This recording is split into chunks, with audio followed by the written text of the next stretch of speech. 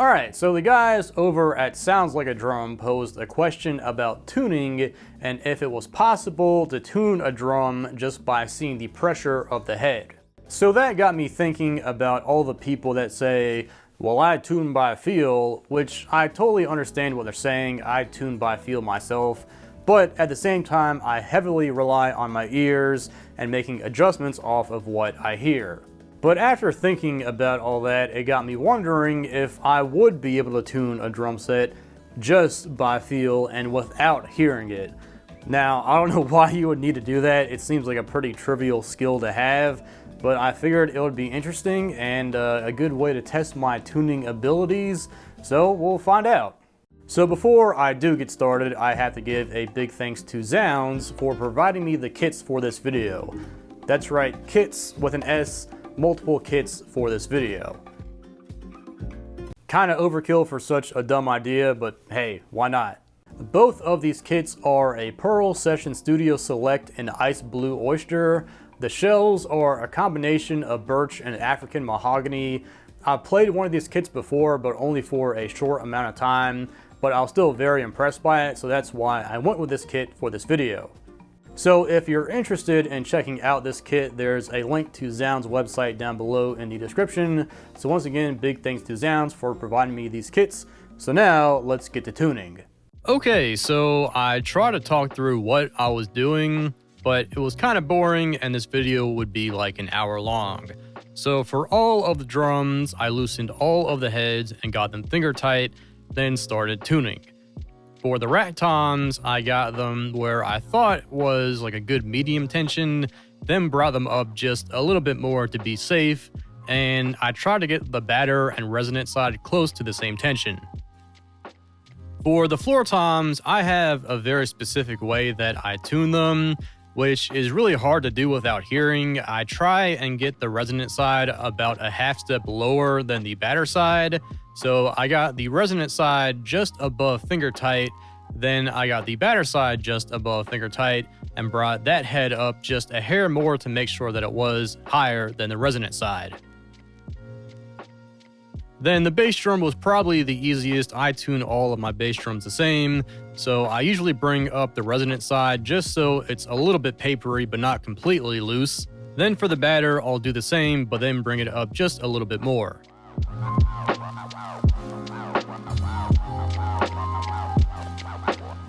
Now for the snare, I completely cranked the snare side pretty high. Then for the batter side, I just went for feel. I kind of just trusted my hands. I've tuned more snares than anything else, so I just took it up until it felt right.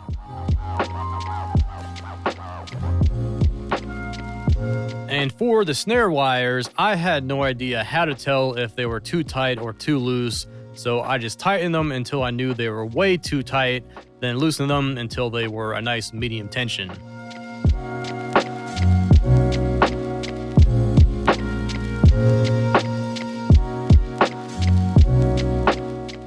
Now on to the kit that I can hear while I tune. I also talked through what I was doing for this one, but again, I didn't want this video to be like an hour long, so I am going to order some fresh heads and do an actual tuning video. So for the toms, of course, it makes it a lot easier when you can hear what you're doing and you can reference the other drums and make adjustments. So for the rack toms, I try and get the two heads about the same.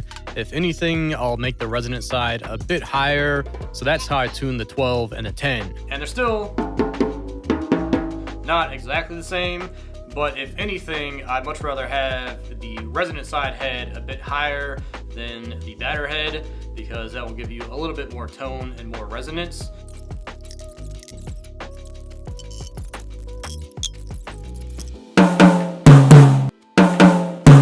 Like I was saying before with the floor toms, I tune the resonant side head about a half step lower than the batter side head, and when you can actually hear the heads, it makes it a lot easier to tune with this method.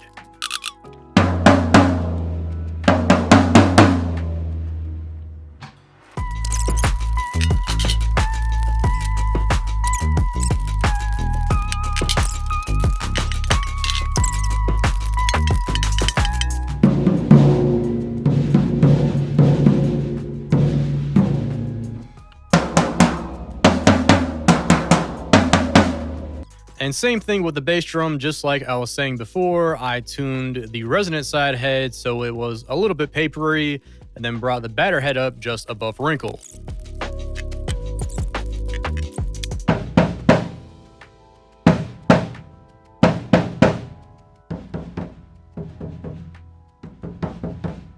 And spoiler alert for the snare, I only have one of these snares, but I ended up liking the depth tuning. All I did was bring up the batter side head a touch more. First up, we have the kit tuned by feel. Let's see how bad it is. Might help if I turn the snares on. That's not too bad. The snare wires are a bit tight, but I can live with that. Now for the toms. A little bit low. Really low.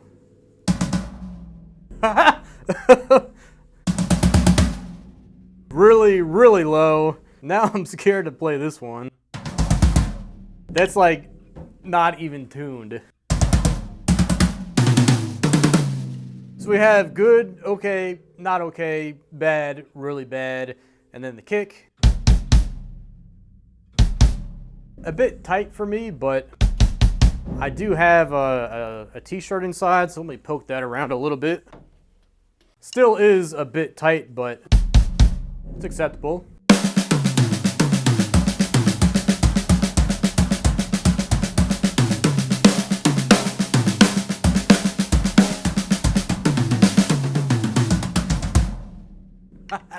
These floor toms.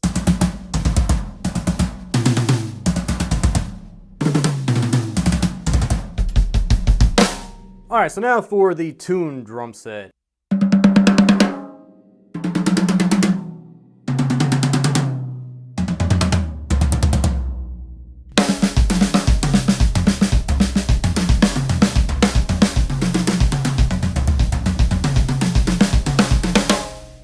So the bass drum is a little bit more open feeling. It's not as tight feeling and sounding. And then the toms just sound more musical together compared to the other kit. So they kind of blend more together, and the floor toms, they're still low. But at the same time, they have a bit more tone and aren't detuned. The other kit sounded fine, to be honest. It sounded cool, but it didn't sound good, if that makes sense.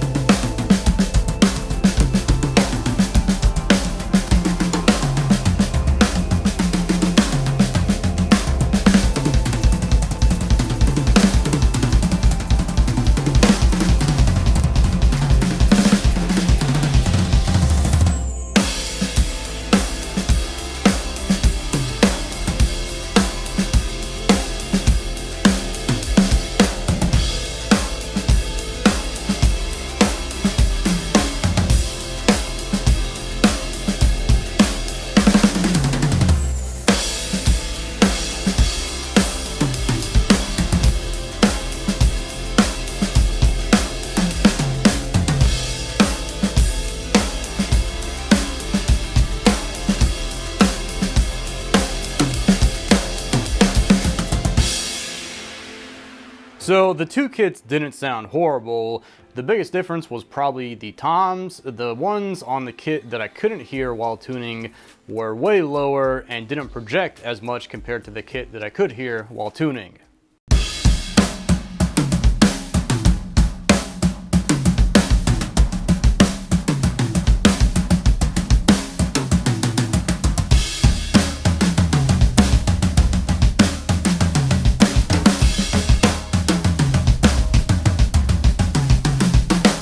And the floor toms on the kit that I couldn't hear while tuning, sure, they sounded cool, they were really low and slappy, but on the kit that I could hear, they were still low and had a little bit of slap to them, but at the same time they had that punch that you want in a super low floor tom.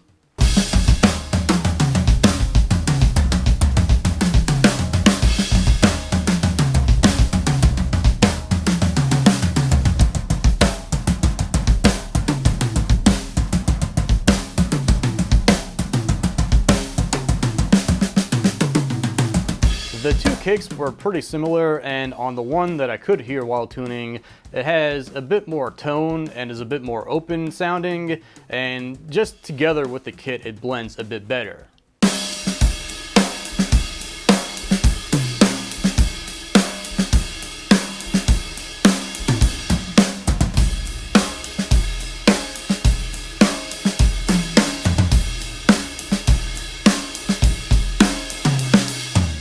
And then last, with the snare drum, I really liked how it sounded without being able to hear it while tuning. But of course, as I played on it some, it detuned a bit. So for the kit that I did tune, I just tuned it up a little bit more and then adjusted the wire some.